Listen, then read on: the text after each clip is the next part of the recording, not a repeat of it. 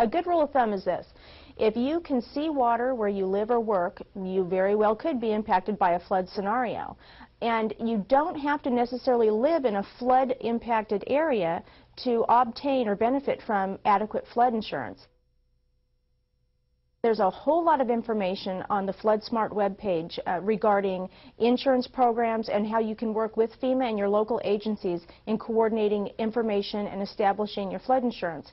And also it's important to remember that it takes about 30 days for an insurance policy to kick in. So if you're considering flood insurance, now's the time to do it. Everybody should take responsibility for their own preparation and being prepared for any emergency, regardless if it's a man-made or natural disaster. And there's a number of ways you can do that. You can educate yourself on your local risk where you work and live, and also prepare an emergency response plan, evacuation plan, and also be prepared at home and at work with an emergency supply kit. What's interesting is a lot of people don't realize that it doesn't take a whole lot of rain to cause a flooding scenario. If you've been in an area that's been impacted by wildland fires, you're in a burn area. And what that means is the soil is less able to absorb water, the root system has been damaged, and as little as 2 inches of rainfall can cause severe flooding and mud flow. Another thing to remember is that you need to work with your local communities to understand where your high ground is if you're in a flood-prone area, and also plan your evacuation routes.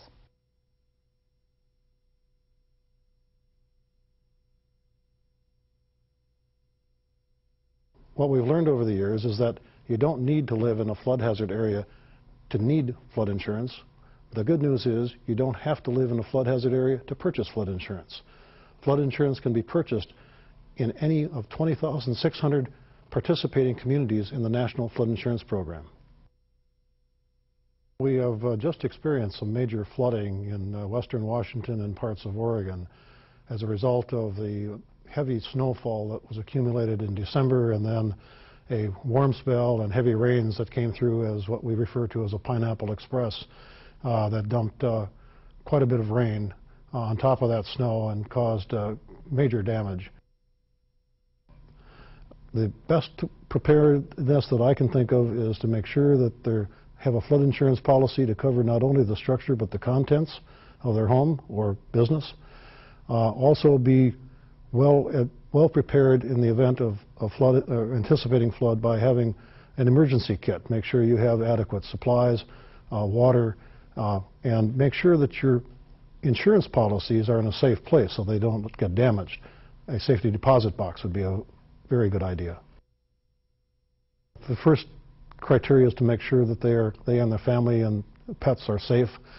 Then obtain copies of their insurance policies and call their insurance agent. But also contact the local community floodplain management office or building official, because they may need to have permits before they can go back and begin repairing damage.